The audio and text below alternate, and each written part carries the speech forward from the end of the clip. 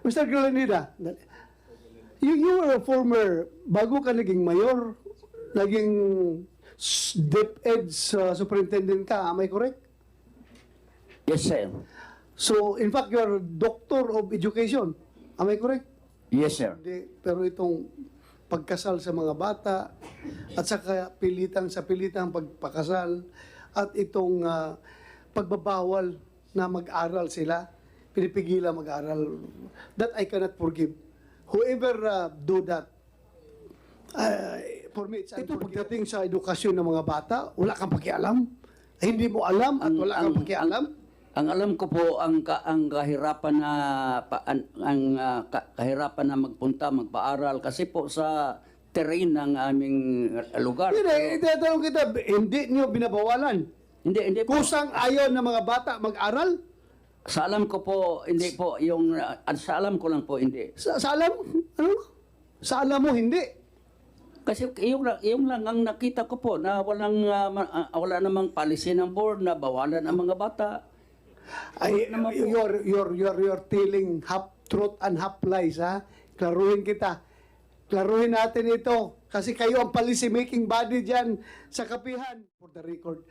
Mr. Galanida, you were a former, bago ka naging mayor, naging DepEd superintendent ka, am I correct? Yes, sir. So, in fact, you're a doctor of education, am I correct? Yes, sir. So ganito, yung mga learners ninyo doon, pinuntahan na ng DepEd, dinalahan na ng ALS program, Alternative Learning System, di ba? Para mabigyan ng edukasyon ng kabataan. And yet, maraming hindi nag-abil, tapos huminto. What could be the reason? Bakit hindi natuloy-tuloy? That I do not share what happened. Oh, grabe naman. Because I do Isang not, kapihan lang yun, hindi nyo alam bakit ang mga tao nyo hindi nag-aaral. Hindi namin alam, hindi ko alam until after na we were informed that only 8 survived. That should be your main concern kasi dati kang DepEd superintendent eh. Tapos hindi nyo alam. Alam nyo, ikaw, tanongin kita, point blank. Bakit kailangan pa ng DepEd magdala ng ALS program doon sa loob ng kapihan? Kasi napakahirap po ang mag-enroll kasi malayo din. How far is the nearest elementary school? Is more than 3 kilometers po. Oh, more than 3. Ako, elementary school ako noon sa Barangay Batong Santa Cruz, Davao del Sur. Wala pang chinilas, maglalakad kami 7 to 8 kilometers para mag-aral lang. Ang bata, kapag walang nagpumipigil sa bata, pupunta na eskwelahan yan. Sigurado pupunta yan. Hindi kailangan pupunta ang school doon sa bata. Sila pupunta sa eskwelahan. In your case, ang mga bata ninyo, bakit ganun? 3 kilometers lang. Mayor, is that saan bang pinakamalapit na elementary school from Kapihan? Outside of Kapihan? Lanitag Elementary School. At Sandali lang. bunutin niyo po pa up and down. Sandali lang. Barangay Siring. Barangay Siring.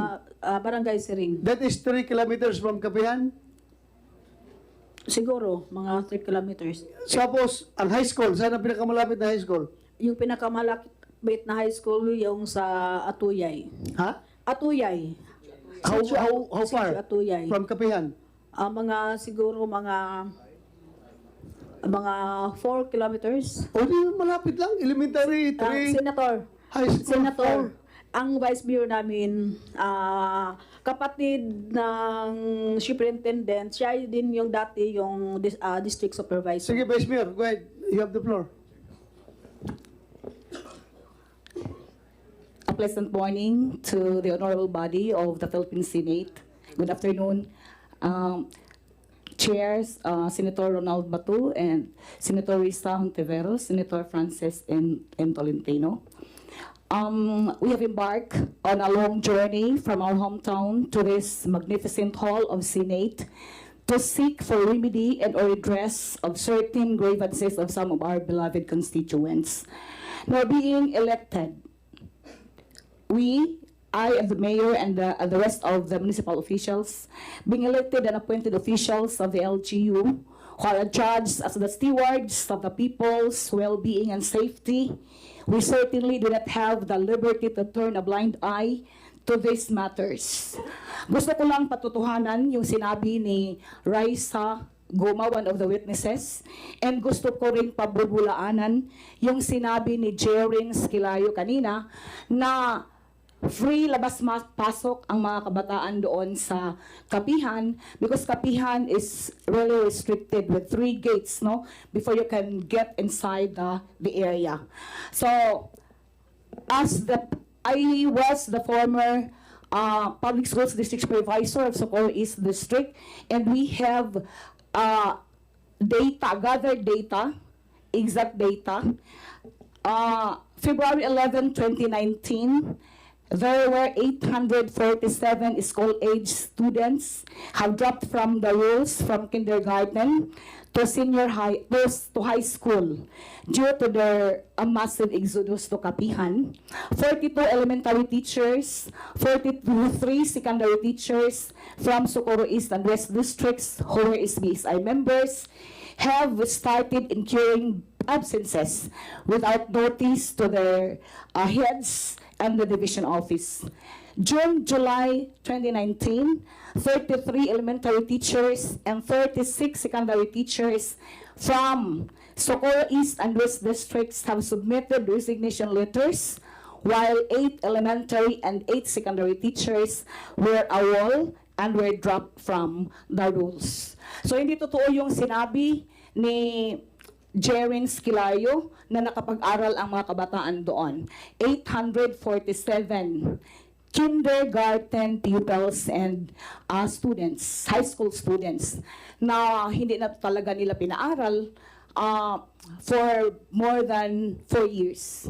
Ngayon na lang sila More than 4 years. 4 years.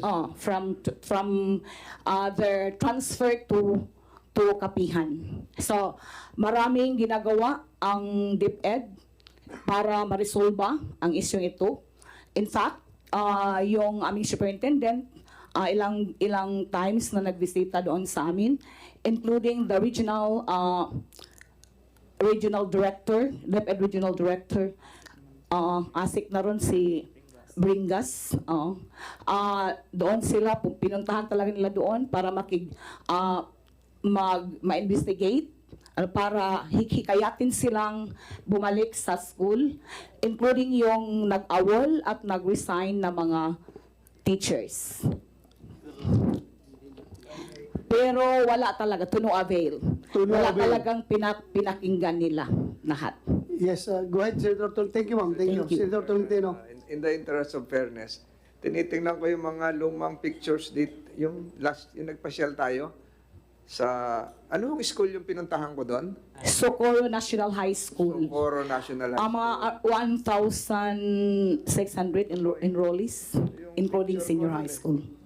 So, kaya ko tinatanong ito, relative to the statement made by the DepEd, kasi dito sa figures na binigay sa amin, mas mataas yung dropout rate noong 2019. 110 noong 2021, surprisingly, 39 lang, bumaba noong 2022. Odette hit Socorro, December 16, 2021.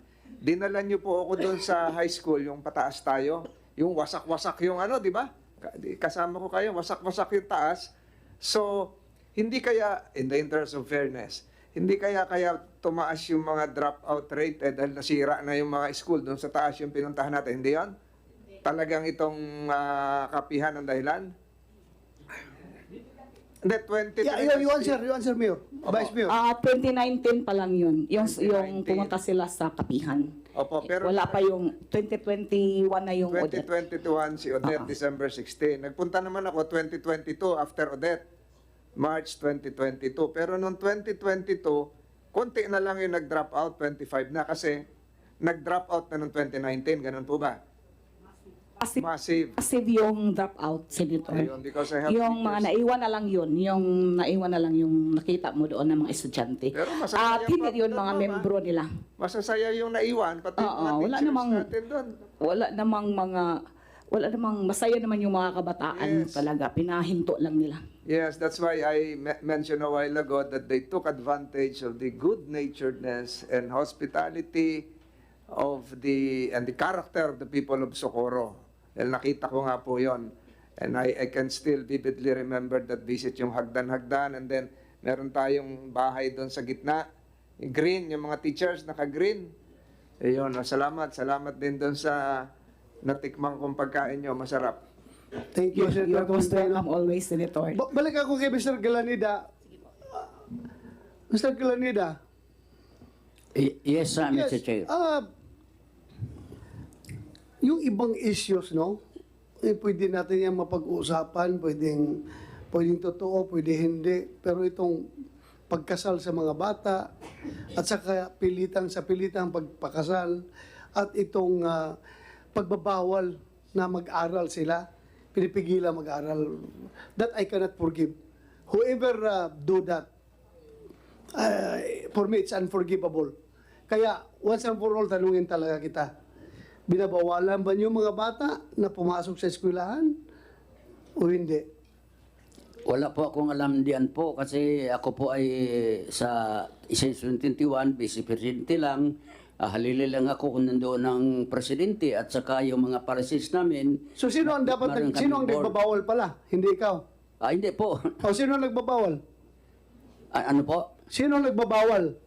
Hindi ko po alam kung may nagbabawal. Basta ang alam ko lang po ang mga hindi naman mapuwersahan yung Ikaw mga- ang pinaka-elder doon sa grupo, kung saan yung mga nasa power, from Kilario at sa'yo at saka yung mga ibang opisyalis sa inyong asosasyon, ikaw ang pinaka well-educated, ikaw yung pinaka, dati ka pa nga mayor 3 times ka na mayor. Ito pagdating sa edukasyon ng mga bata, wala kang pakialam. Hindi mo alam at wala kang pakialam. Ang alam ko po ang kahirapan na kahirapan na magpunta, magpaaral kasi po sa terrain ng aming lugar. Hindi, itatanong kita, hindi niyo binabawalan. Hindi po. Kusang ayaw ng mga bata mag-aral? Sa alam ko po, hindi po yung sa alam ko lang po hindi. Sa alam? Ano? Sa alam mo, hindi. Kasi yung lang ang nakita ko po na wala namang policy ng board na bawalan ang mga bata.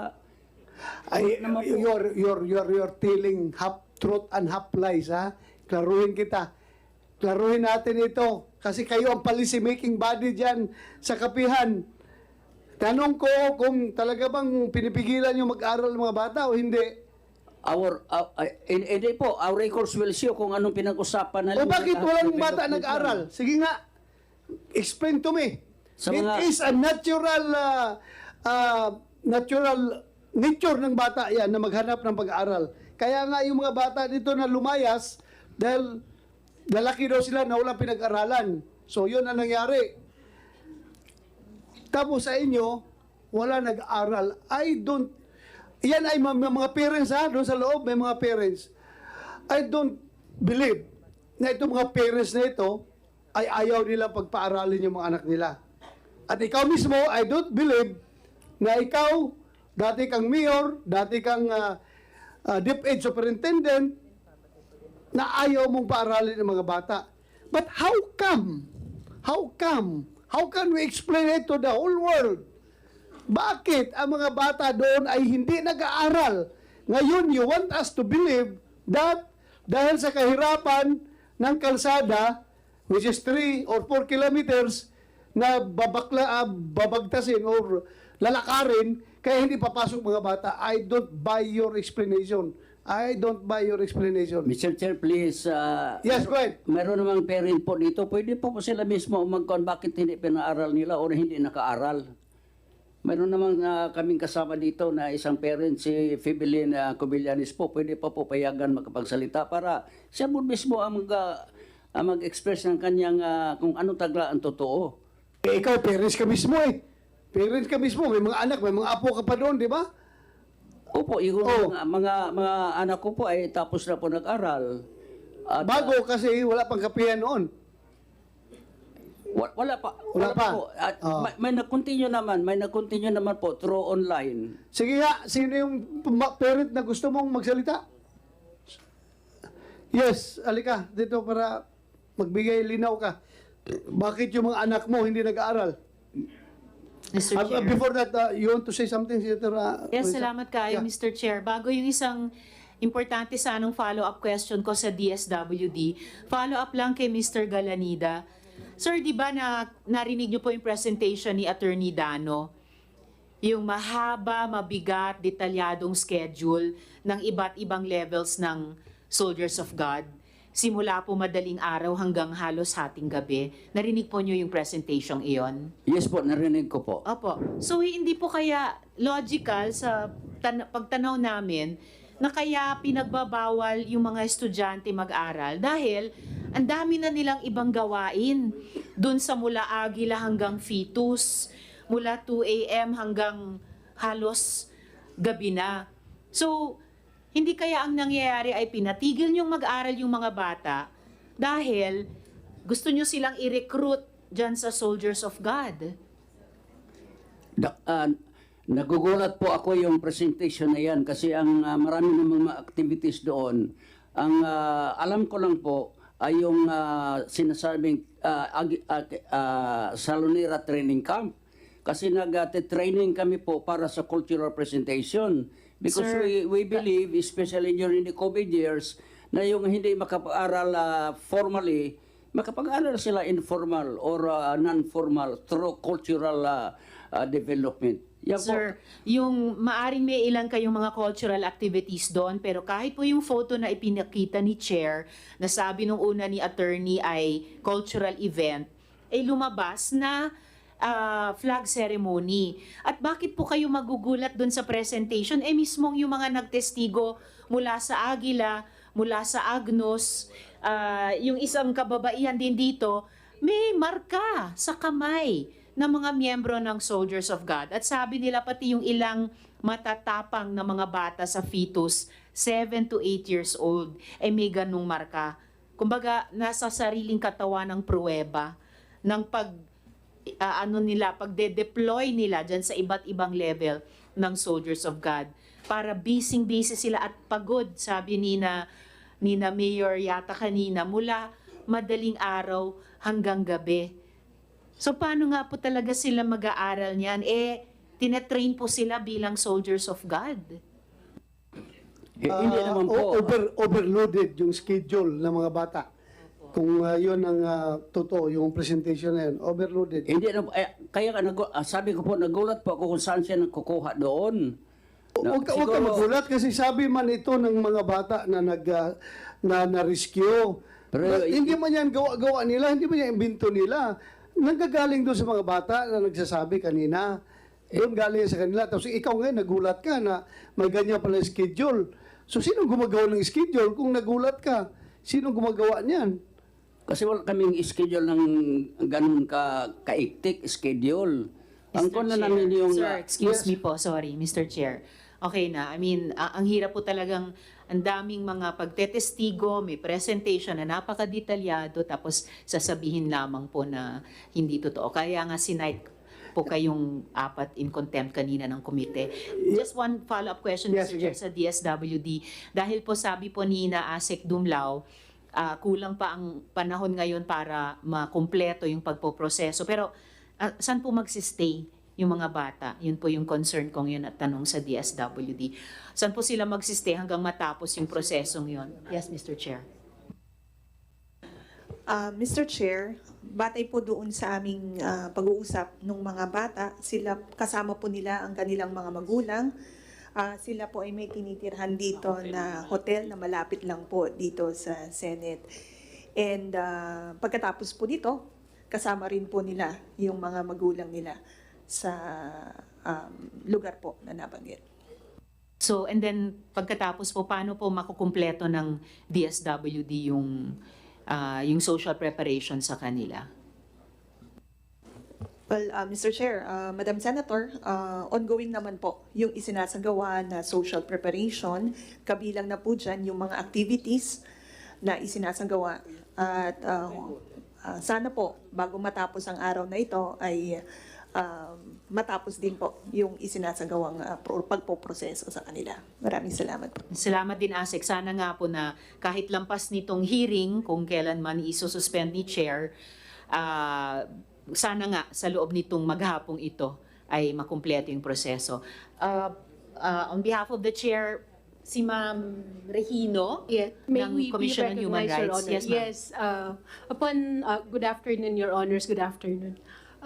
Upon hearing your privileged speech, the Commission on Human Rights as the Gender and Development Ombud of the country and as the Child Ombud created a task force to investigate the allegations in Socorro.